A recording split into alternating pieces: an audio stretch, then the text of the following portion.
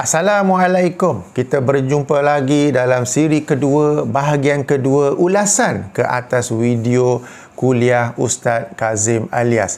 Bagi tuan-tuan dan puan-puan yang melompat terus ke video ini, minta tonton terlebih dahulu video asal Ustaz Kazim dan juga video saya bahagian pertama, ya.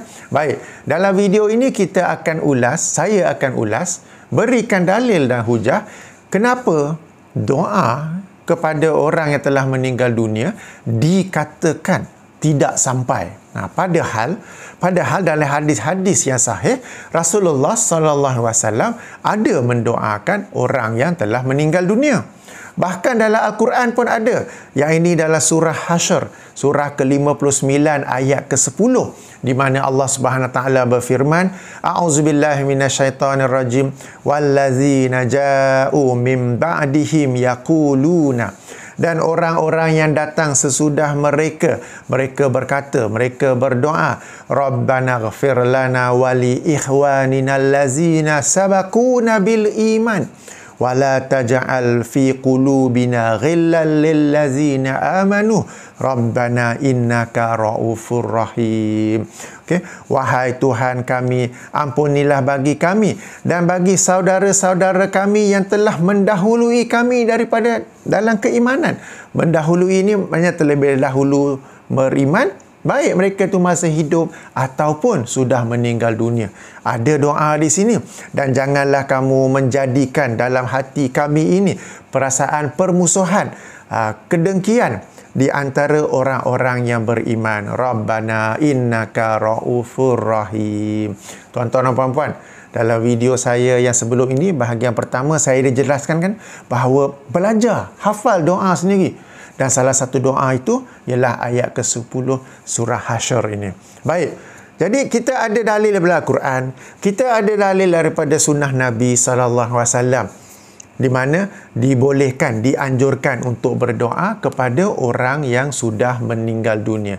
Lalu kenapa pula dikatakan doa kepada orang meninggal dunia ni, puak-puak ni, depa ni dok kata berdoa kepada orang yang telah meninggal dunia itu tidak sampai. Tuan-tuan dan puan-puan yang dirahmati Allah, perlu dibezakan.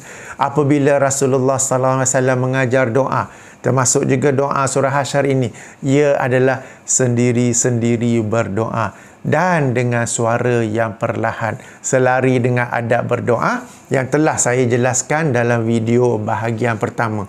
Adapun majlis tahlil yang dilaksanakan di Malaysia ini, okey, apakah itu majlis tahlil? Majlis tahlil adalah satu majlis yang dimulakan dengan Al-Fatihah, kemudian diikuti dengan surah Yasin, kemudian diikuti dengan zikir La ilaha illallah, La ilaha illallah, kemudian diikuti dengan doa.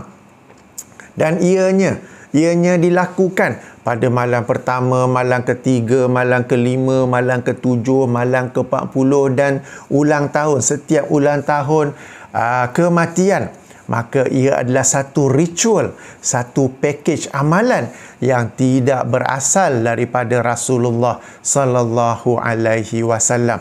Dan apabila ia tidak berasal, maka ia tertolak. Kenapa saya berkata ia tertolak? Ia merujuk kepada sebuah hadis Nabi sallallahu alaihi wasallam dalam sahih Muslim, di mana baginda bersabda, "Man amila amalan laisa alaihi amruna fahuwa raddun." Sesiapa yang beramal dengan satu amalan yang tidak berada di atas urusan kami, maka ia tertolak. Jika ia sudah tertolak, maka tertolaklah juga doa di dalam majlis tahlil tersebut. Sebab itu kami, siapa kami ni? Yang depa-depa ni, yang puak-puak ni lah, kami berkata doa itu tidak sampai. Tuan-tuan dan puan-puan, perkara ini perlu kita faham dengan baik. Saya katakan, saya jelaskan, surah Al-Fatihah memang daripada Al-Quran. Surah Yasin memang daripada Al-Quran. Berzikir la ilaha illallah memang ada anjurannya. Sabda Nabi SAW, afdalu zikir la ilaha illallah, afdalu doa alhamdulillah. Kemudian membaca doa kepada orang yang telah meninggal dunia, memang ada anjurannya daripada Rasulullah sallallahu alaihi wasallam. Akan tetapi walau bagaimanapun, namun begitu, apabila menghimpunkan semuanya dan diletakkan dengan tertibnya, kemudian dilaksanakan pada malam-malam tertentu, package ritual tersebut itu yang tidak ada daripada Rasulullah sallallahu alaihi wasallam. Maka apabila ia tidak ada, ia tertolak. Kenapa kata tertolak? Ada dalilnya, ya. Hadis sahih Muslim itu, man amila amalan laisa alaihi amruna fahuwa raddun. Sesiapa yang beramal dengan amalan tadi tu majlis tahlil, walaupun nama dia baik, ia sebenarnya majlis penghantaran pahala atau majlis mendoakan kematian. Okey, yang tidak berada di atas urusan kami, kematian berlaku pada zaman Nabi sallallahu alaihi wasallam. Akan tetapi walau bagaimanapun, namun begitu, baginda tidak melakukannya, bahkan tidak juga mengajar para sahabat untuk melakukan majlis tahlil. Maka fahuwa raddun, maka ia tertolak. Dalam majlis itu ada doa. Doa itu pun tertolak. Sebab itulah kami katakan ia tidak sampai. Itu yang pertama.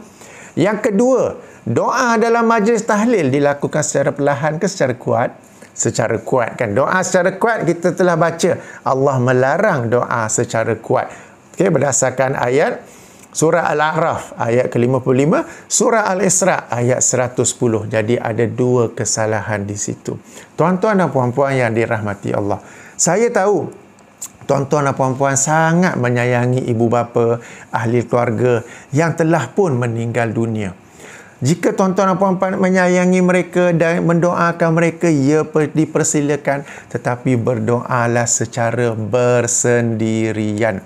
Okay? Sebab itulah yang disyariatkan. Dan kemudiannya, ya, dalam rangka salah satu adab berdoa ni ialah kita ni orang yang berdoa tu dia menjiwai doa tersebut. Dia betul-betul merayu kepada Allah dan dia betul-betul, kita kata, mengecapi doa tersebut. Mari kita rujuk masih lagi surah Al-A'raf tapi ayat 56. Surah Al-A'raf, kita dah baca ayat 55 kan? Tak apa, kita baca sekali lagi. A'udzubillahi minasyaitonirrajim. Ud'u rabbakum tadarru'an wa khufyah. Berdoalah kepada Tuhan kalian dengan merendah diri dan secara perlahan.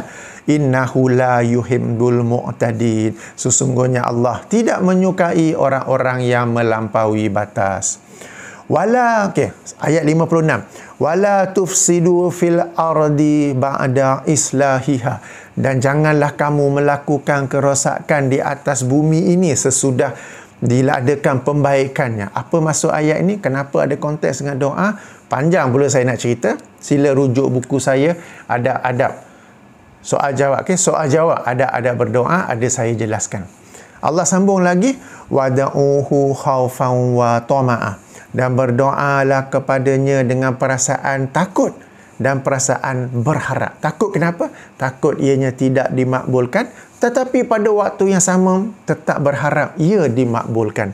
Inna rahmatallahi, sesungguhnya rahmat Allah, qaribum minal muhsinin, amatlah hampir kepada orang-orang yang selalu berbuat baik. Tuan-tuan dan puan-puan, berdoa dengan satu perasaan di mana kita ini sangat takut ia tidak dimakbulkan, pada waktu yang sama sangat berharap ia dimakbulkan, hanya dapat hadir dalam hati orang yang menjiwai doa tersebut, orang yang ada kaitan dengan doa tersebut.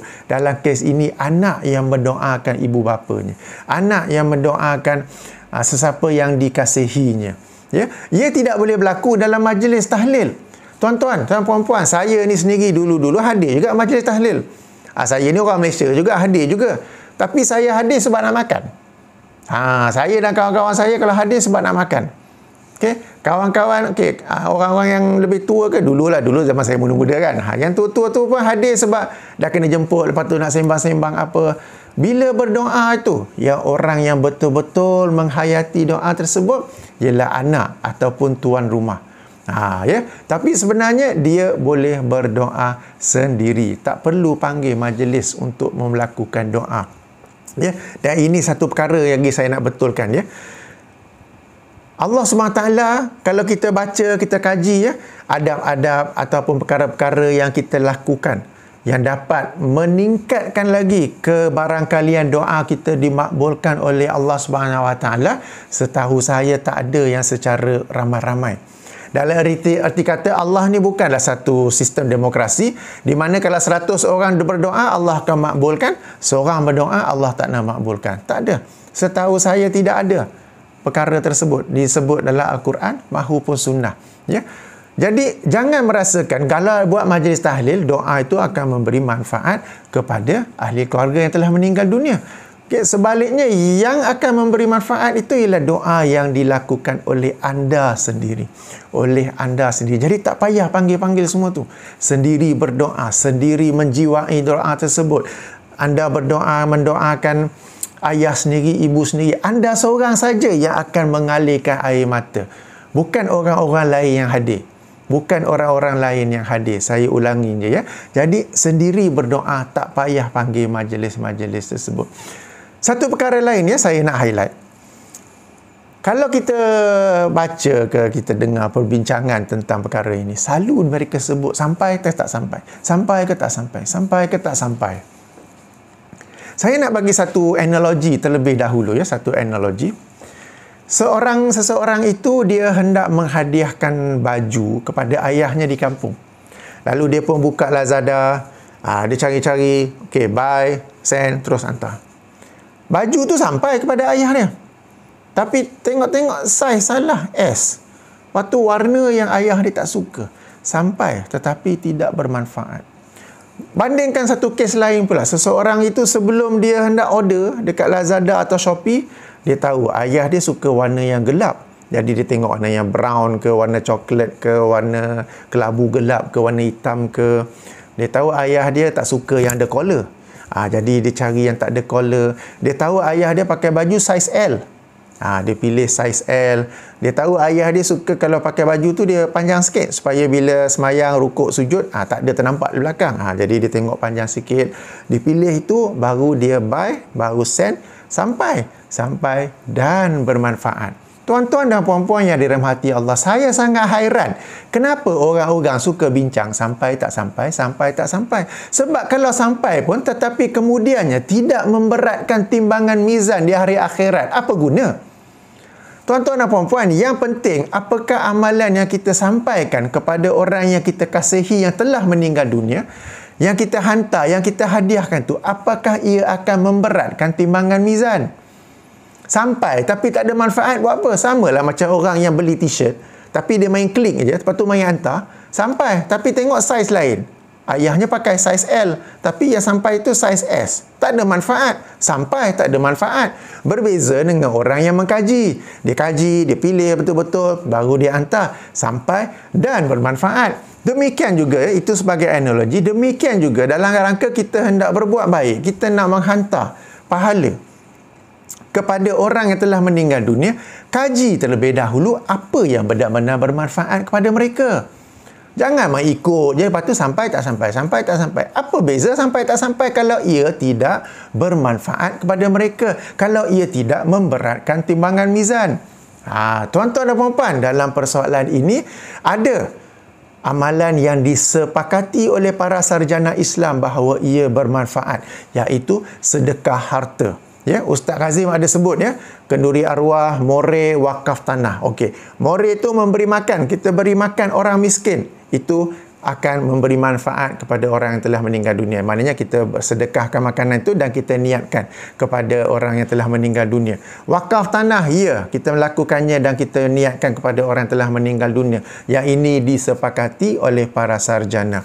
Kemudiannya, yang diperselisihkan ialah ibadah-ibadah yang bukan kerana orang itu berhutang, bukan kerana dia qada, bukan kerana dia telah pun daftar haji, memang nak pergi haji tapi tak dapat sebab giliran lama sangat. Ya, sebagai contoh baca Al-Quran.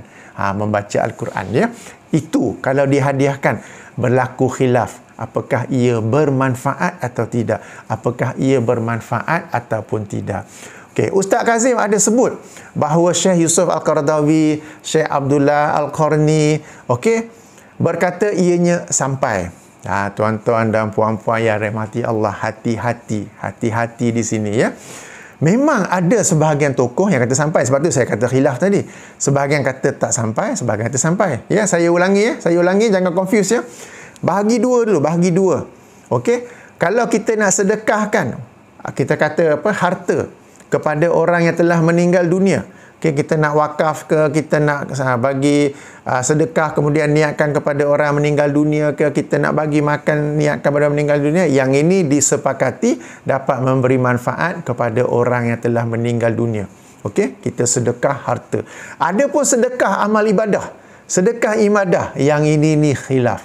Ada yang berkata sampai, ada yang berkata maaf, ada yang berkata bermanfaat, ada yang berkata tidak bermanfaat. Akan tetapi walau bagaimanapun, namun begitu, yang berkata bermanfaat ialah ia dilakukan selari dengan syariat Islam, selari dengan Al-Quran dan Sunnah. Maksudnya dalam kes ini, katakan kita sedang bincang membaca Al-Quran. Tadi dah sebut doa, dia doa sendiri-sendiri. Kalau membaca Al-Quran, dia nak hadiahkan pahala bacaan itu, dia baca Al-Quran sendiri-sendiri. Katakanlah seorang anak itu, dia mendisiplinkan dirinya setiap kali lepas solat subuh, dia baca Al-Quran satu muka surat. Kemudian dia berdoa, ya Allah, jika ada kebaikan pada bacaan aku ini, ingin aku hadiahkan pahalanya kepada ibu dan ayahku. Ya, maknanya dia seorang-seorang, ataupun dia seorang-seorang membaca surah Kahfi pada malam dan siang Jumaat. Dah habis tu dia berdoa, ya Allah, jika ada kebaikan dalam bacaan ini, ingin aku hadiahkan kepada guru sekolah menengah aku, puan sekian-sekian ke apa ke. Yang ini yang boleh. Okay. Jadi apabila adanya para sarjana yang berkata ianya bermanfaat kepada orang meninggal dunia, mereka tidak sekali-kali berkata ia dilakukan dengan cara membuat majlis penghantaran pahala. Bezakan di situ. Okey, majlis tahlil nama yang indah, kenduri arwah nama yang indah, tapi hakikatnya ia adalah majlis penghantaran pahala. Majlis penghantaran pahala tidak pernah dilakukan oleh Rasulullah sallallahu alaihi wasallam. Maka ia tertolak berdasarkan hadis sahih Muslim tersebut. Kalau dah tertolak, nak hadiahkan pahala apa? Nak sampaikan doa apa? Jadi tuan-tuan puan-puan, kalau sayang ayah, ibu dan sesiapa lain yang telah meninggal dunia, hadiah dan berpegang pada pandangan yang kata boleh menyampaikan pahala dan ia bermanfaat, maka lakukanlah ia selari dengan tunjuk ajar Allah dan Rasulnya, bukan dengan majlis-majlis yang tidak wujud pada zaman Allah dan Rasulnya. Jadi ada perbezaan yang perlu kita kenal pasti di situ ya. Baik, nanti kita akan sambung bahagian ketiga pula tentang doa kunut dan juga wirid selepas solat. Kita jumpa lagi insya-Allah. Subhanakallahumma wa bihamdika asyhadu an la ilaha illa anta astaghfiruka wa atubu ilaika. Assalamualaikum warahmatullahi wabarakatuh.